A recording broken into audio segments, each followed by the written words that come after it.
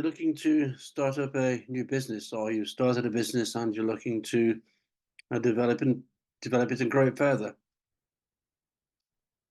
You may be starting a new business for several reasons. It could be that you have developed a new product or a service that you wish to launch in the marketplace.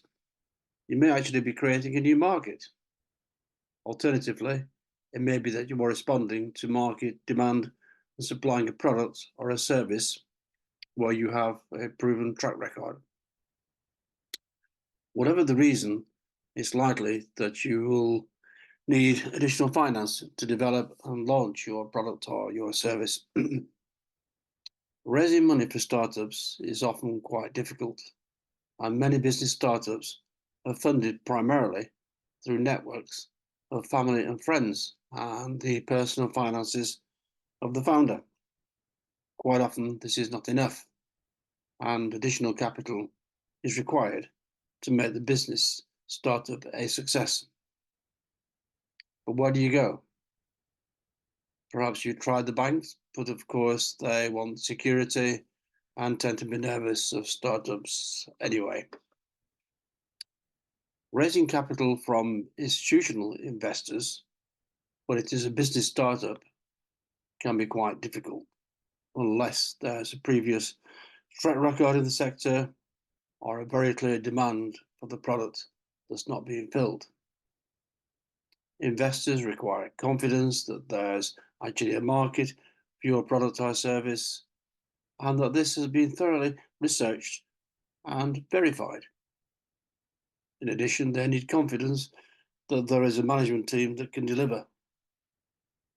So, how do we go about raising capital for our startup business? The first step, I believe, is to compile a comprehensive business plan and strategy. Of course, you would say that. I can almost hear someone saying, most business plans, I believe, are a waste of time, in that they're not always acted upon. They tend to end up in the bottom drawer. But in this particular case, this is the time when a business plan is actually absolutely vital.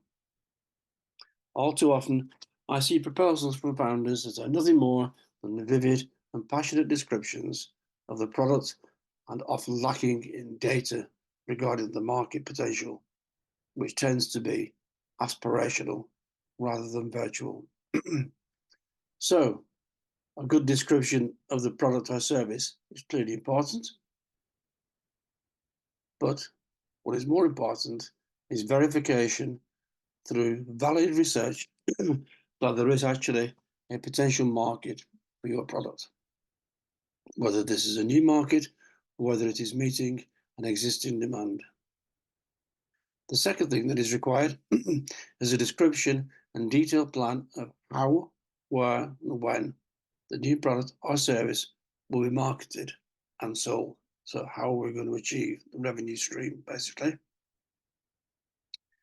This should show what mechanisms, structures, and strategies are to be put in place to achieve the projected market penetration and revenue stream.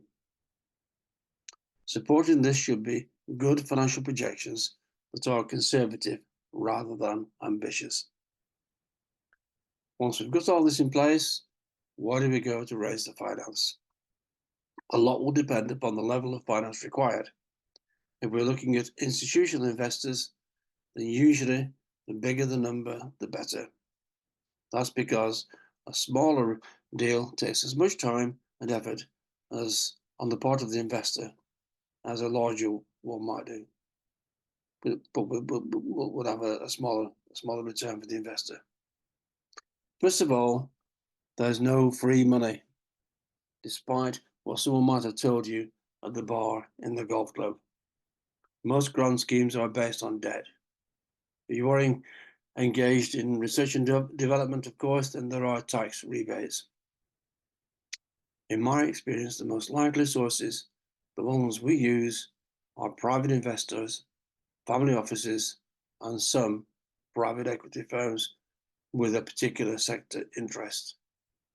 In addition, there are certain agencies, such as, for example, the European Bank of Reconstruction and Development if you're in Europe, and there are other agencies scattered around the globe.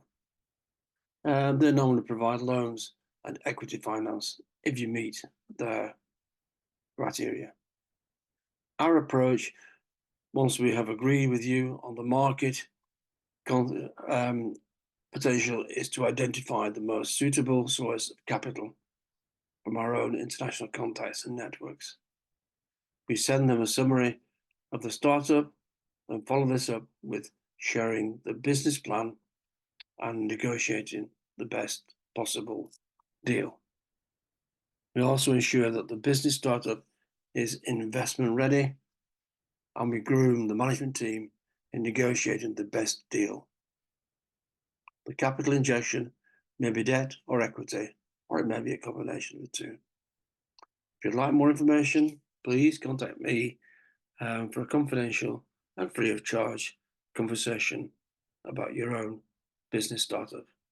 Thank you for listening and watching.